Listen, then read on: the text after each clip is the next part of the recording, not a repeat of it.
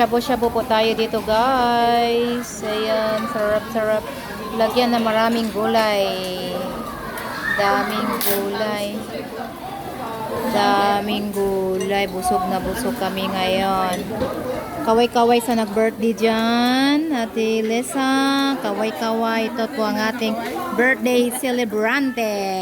Ayan. Pinapakain may kami niya dito sa shabu-shabu. Sarap. Ayan. Pililya, lagyan mo na ng mga gulay yan.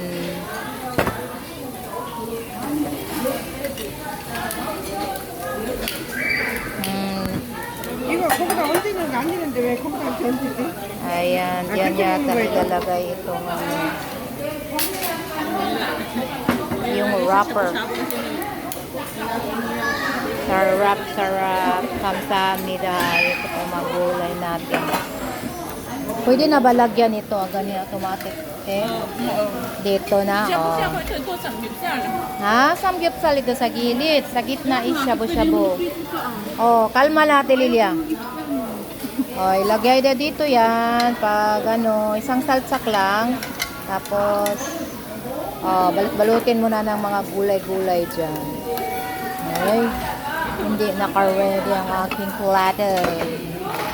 Po. Salsak lang, lagay mo yan.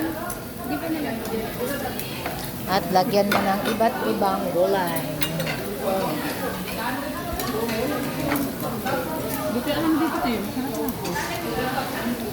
Dito kami kumain nung ano. Meron man dito, kahit saan ito, maraming sumuni, pero ito lang pinakamalaki dahil. Oh, itong aming latecomer, ang pinakamaganda, nalilate.